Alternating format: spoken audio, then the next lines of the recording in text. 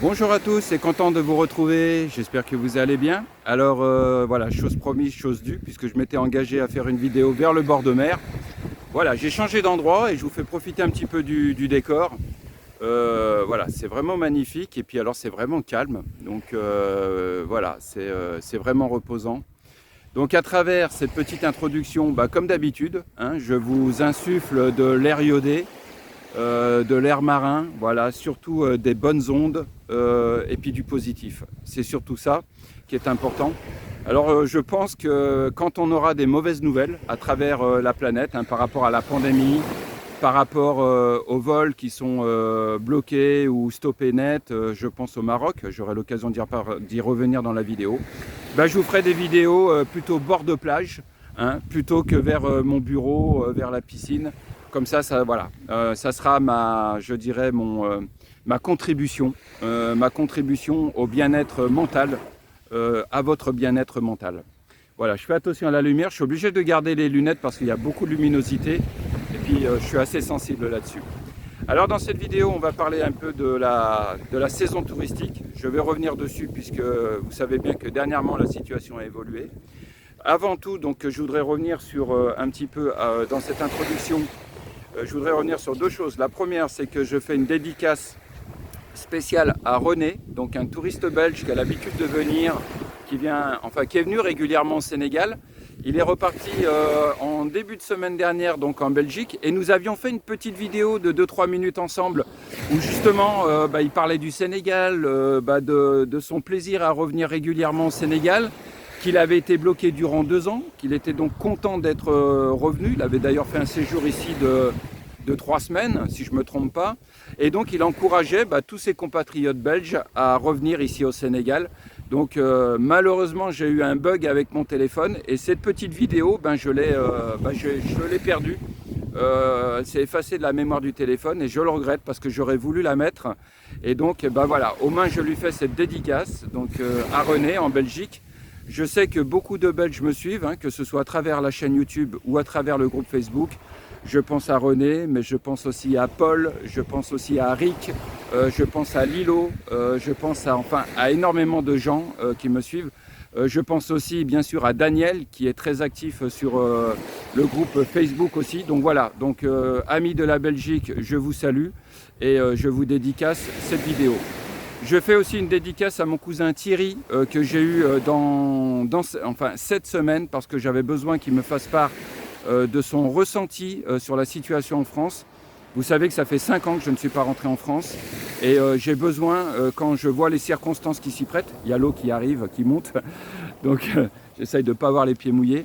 Et donc quand j'ai besoin d'avoir un ressenti en direct de la situation en Europe, j'appelle mon cousin, j'appelle ma sœur.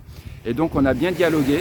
Et il me disait, Franz, fais-moi plaisir, fais une petite introduction vers le bord de plage, parce que comme ça, moi j'y mets en grand écran sur ma télé, et ça me fait du bien de voir le soleil, la mer, d'entendre le bruit des vagues, etc. Donc Thierry, je te dédicace aussi cette vidéo, et tu vois, je te fais un tour, voilà, une vision panoramique là où je me situe. Voilà, donc on va se retrouver tout de suite après pour parler donc de la saison. De mon ressenti, puisque comme toujours je vous fais part en live de comment je perçois les choses d'ici, et on va parler de tout ça comme toujours dans un format d'une dizaine ou d'une quinzaine de minutes. Sur ce, à tout de suite.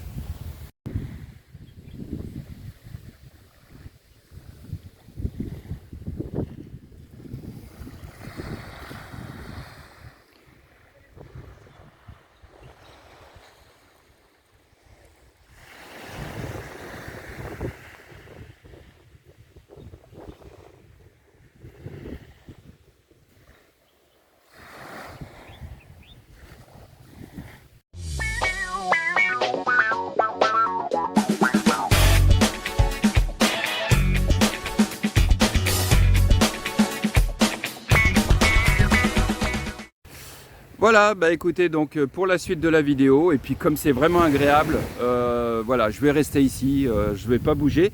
Par contre, je vais essayer de rester statique pour éviter qu'il y ait trop de mouvements de caméra et que ça vous gêne dans la vidéo.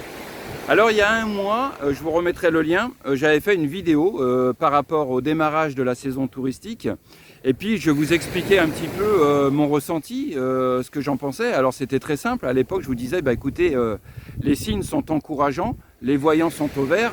On a beaucoup, d'ailleurs j'avais trouvé qu'il y avait un rush de demandes de réservation pour la période de octobre, novembre, décembre, janvier, février. Donc il y avait énormément de gens et beaucoup de gens étaient venus vers moi pour me demander si j'avais de la disponibilité au niveau des locations.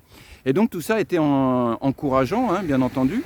Et ce que j'expliquais à l'époque, je me disais bien que je sois optimiste pour cette saison, l'expérience ici au Sénégal m'a appris à être prudent dans mes pronostics, dans ce que je peux envisager. Et je disais qu'à l'époque, j'avais connu donc Ebola, la période d'Ebola, j'avais connu la période des visas touristiques, enfin du visa touristique. Donc ça, c'était dans les années 2013-2014. Et qu'à l'époque, cela nous avait plombé le tourisme ici au Sénégal. J'avais connu aussi, bien avant, c'est vrai que j'en avais pas parlé à l'époque, mais j'avais connu aussi l'alternance ou la transmission de pouvoir entre Abdoulaye Wade, l'ancien président, et durant la campagne présidentielle et l'élection de Macky Sall. Et ça avait été très chaud, ça avait été chaud sur le plan des élections. Donc il y avait eu des rassemblements, des émeutes, etc.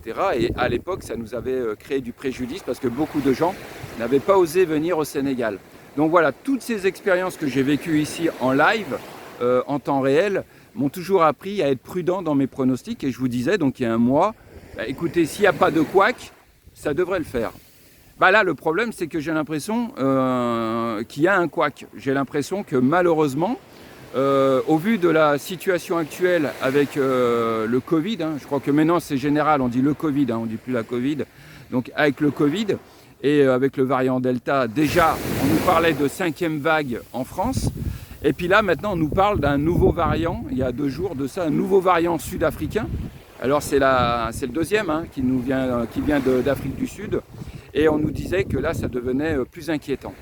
Alors, quand je vois ça, effectivement, je ne peux pas m'empêcher, moi, ici au Sénégal, de me dire que ça, forcément, ça va avoir de l'impact par rapport à notre saison touristique et que beaucoup de gens risquent de se dissuader de venir en se disant il y a peut-être un risque qu'il y ait des annulations de vol par rapport à mon billet d'avion, etc.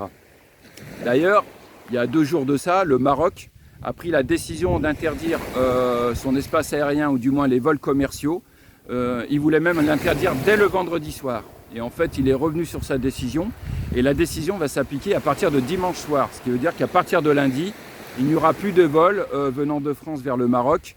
Donc ça veut dire déjà que nous, on va être impactés parce qu'il y avait des gens qui venaient au Sénégal et qui avaient réservé leur billet d'avion via la Royal Air Maroc avec escale au Maroc. Donc ils se retrouvent déjà à devoir se renseigner pour voir comment ça peut fonctionner pour le remboursement du vol, etc. Donc voilà, quand je vois ça, je me pose la question. Et hier, dans le groupe Facebook, j'ai posé la question, j'ai mis un post et j'ai dit aux membres, moi mon ressenti c'est que la saison touristique qui vient de s'amorcer me paraît compromise. Et j'avais besoin un peu d'avoir leurs avis, leurs témoignages. Beaucoup me rejoignent, beaucoup s'inquiètent effectivement et je pense que vous êtes nombreux aussi. Pour ceux qui me regardent à travers YouTube, à vous poser la même question. Je ne sais pas, à l'heure d'aujourd'hui, je ne sais pas du tout comment ça va évoluer, surtout avec le nouveau variant. Ici, je vous le dis, comme d'hab, on cohabite, nous, avec la famille des coronavirus, puisque notre fameuse grippe est un cousin éloigné ou un cousin apparenté de la famille des coronavirus. Donc nous, on cohabite avec. Je rappelle qu'ici, les gestes barrières, on a du mal à les appliquer parce qu'effectivement, ce n'est pas facile, ce n'est pas évident d'appliquer ce type de comportement.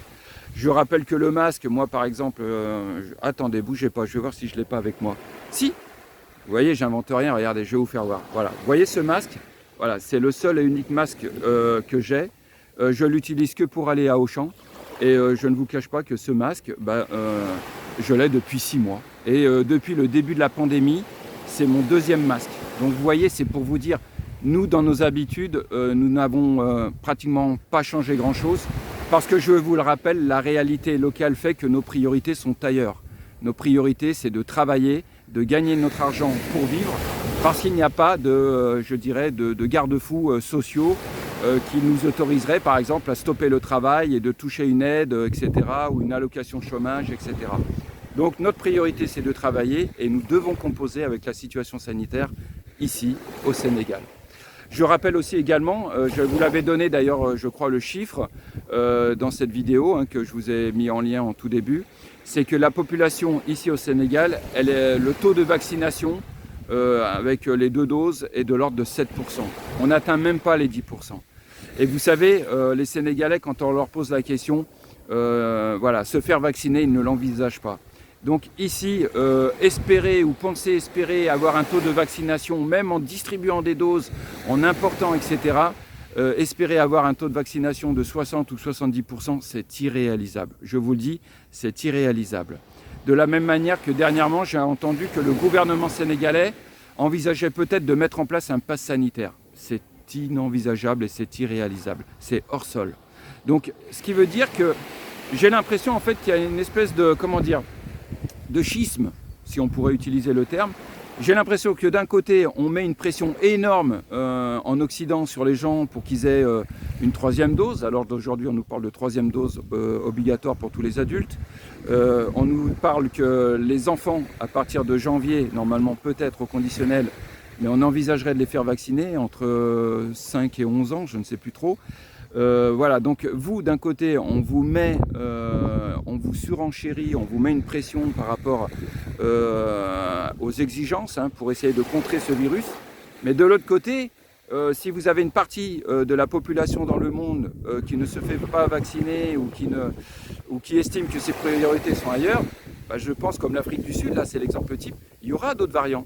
Et il va y en avoir d'autres et peut-être, je ne sais pas comment ça va se passer. Donc j'ai l'impression que c'est une histoire sans fin. Voilà, mon ressenti, c'est qu'on est confronté à une histoire dont on ne voit pas le bout en fait. Et que lorsqu'on pense sortir du tunnel, bing, il y a un nouveau paramètre qui fait qu'on retombe 2 ans en arrière, au tout début de la pandémie. Donc voilà ce que je pouvais vous dire dans la vidéo. Donc faites-moi part, vous, de votre ressenti dans les commentaires. Si vous êtes plutôt optimiste, moyennement optimiste, ou alors complètement négatif, enfin pas négatif, mais plutôt vous dire, bah, écoutez, pour moi c'est mal barré. Ou il y avait ceux aussi qui avaient envisagé de venir au Sénégal. Est-ce que vous maintenez votre séjour ou alors vous pensez plutôt l'annuler, etc. Donc voilà, n'hésitez pas à partager dans cette vidéo. Moi, c'est un petit peu, pas un sondage, mais j'aurais besoin d'avoir le retour et d'avoir un maximum de retour pour me faire une idée. Donc n'hésitez pas. Dernière chose aussi, alors pour répondre à Jean-Paul qui me demandait des précisions sur la saison touristique. Alors en temps normal, la saison touristique, c'est, je dirais, de novembre jusqu'à avril. Voilà, allez, on va être large. Allez, de novembre jusqu'à avril, ça c'est la saison touristique. La période, je dirais, haute en quelque sorte, avec un pic qui normalement c'est de décembre jusqu'à février. Voilà. Ça c'est en temps normal. À l'heure d'aujourd'hui, avec la situation sanitaire, c'est un peu chamboulé, même beaucoup. Et on a la période basse qui correspond à la période des pluies ici qu'on appelle l'hivernage. Et qui, elle, je dirais, la période basse, allez, c'est juin, juillet, août, septembre. En sachant que la période des pluies, elle vient de plus en plus tardivement, que les premières pluies, maintenant, elles viennent début août, et qu'on a une forte chaleur, une très forte chaleur au mois d'octobre. C'est ce qu'on a eu là, dans la dernière saison, la toute dernière. Voilà, donc voilà un petit peu les informations que je pouvais vous donner. Une dernière chose aussi, voilà, et je finirai sur cette vidéo-là. Attendez, il ne faut pas que je me mette à contre-jour. Il y a 2 choses qui m'interpellent. Il y a un couple de retraités qui est venu me voir il y a une dizaine de jours donc, à mon bureau. Donc je reçois régulièrement des gens pour me saluer, pour m'encourager dans mes activités, etc. Et d'ailleurs, je vous remercie tous. Et ce qui m'a interpellé, c'est que ces gens qui avaient en moyenne 70 ans, ils me disaient, voilà France, la France, à l'heure d'aujourd'hui, je vais parler de la France, ils me disaient, à l'heure d'aujourd'hui, la France, on ne la reconnaît plus. Et si toi, tu devais revenir là, maintenant en France, je pense que tu ne reconnaîtrais pas ton pays. Il me disait, la mentalité, elle a changé, les tensions sont exacerbées, on a, un climat anxiogène quotidien. Et ce qui m'a surtout frappé, c'est que le monsieur me disait, voilà, il me dit, Franz, mon papa était résistant. Et il m'a bercé pendant toute mon enfance, mon adolescence, avec ce ce qu'il a vécu, ses anecdotes, etc. Et il me disait, quand il me parlait du climat pendant la Deuxième Guerre mondiale en France, la collaboration, la délation, il me dit, je retrouve j'ai l'impression de retrouver la même mentalité à l'heure d'aujourd'hui. C'est-à-dire un climat de suspicion, de méfiance, de délation. C'est-à-dire que si on estime que la personne ne fait pas suffisamment pour contrer ou ne respecte pas les conditions sanitaires, on va le dénoncer. Et ça m'a interpellé parce qu'il faisait référence à la résistance. Et c'est vrai que c'est un sujet qui m'intéresse énormément. Et c'est vrai que je rappelle d'ailleurs que durant la résistance, durant la période d'occupation en France, il y avait entre 1,5 et 3% de la population qu'on pouvait appeler résistante. Les autres étaient plutôt soit des passifs, soit je dirais des soumis ou des suiveurs en quelque sorte. Et quand il m'a dit ça, ça m'a rappelé effectivement cette période-là. Donc on ne peut pas faire de parallèle entre la Seconde Guerre mondiale et la période que l'on vit à l'heure d'aujourd'hui. Mais je voudrais quand même rappeler, et je suis choqué d'entendre qu'à l'heure d'aujourd'hui, Deschamps dénonce d'autres personnes, qu'il y a des discriminations entre les vaccinés et les non-vaccinés. C'est pas acceptable. Ça, moi personnellement, je n'accepte pas ça. Je le redis, ma ligne de conduite par rapport à ce vaccin, par rapport au vaccin anti-Covid, voulez-vous faire vacciner, c'est votre choix.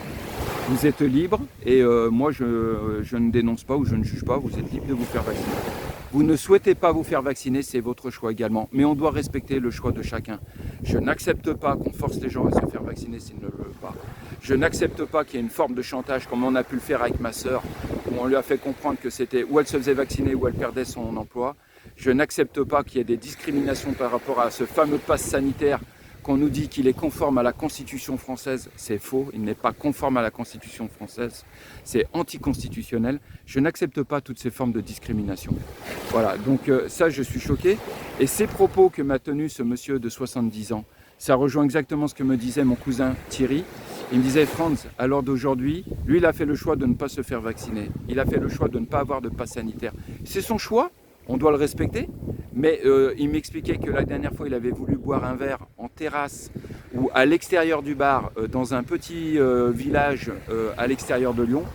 Il m'expliquait qu'il avait demandé au propriétaire du bar si ça le dérangeait qu'il puisse boire à l'extérieur et du fait qu'il n'avait pas de passe. Et le patron du bar lui avait dit, écoutez monsieur, pour moi, il n'y a pas de problème. Mais le problème, c'est qu'il y a des gens extérieurs au bar qui risquent d'appeler la police, d'appeler les flics pour dénoncer le comportement que j'ai eu avec vous parce que vous n'avez pas montré de passe sanitaire, etc. Voilà, je suis choqué d'entendre ça. Voilà, je vous le dis honnêtement, donc c'est un peu, pas mon coup de gueule, mais voilà, il y a des choses, voilà, on ne peut pas accepter l'inacceptable. Voilà. Chacun est libre de ses convictions, chacun est libre de savoir s'il veut recevoir ses doses anti-Covid ou pas, mais il ne peut pas y avoir de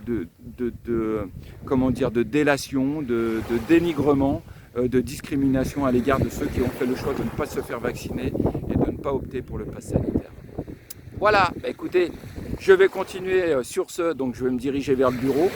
Je vais arrêter là cette vidéo, donc je vous dis bien, à l'heure d'aujourd'hui, mon sentiment, c'est que la saison touristique, donc 2021-2022, me paraît compromise.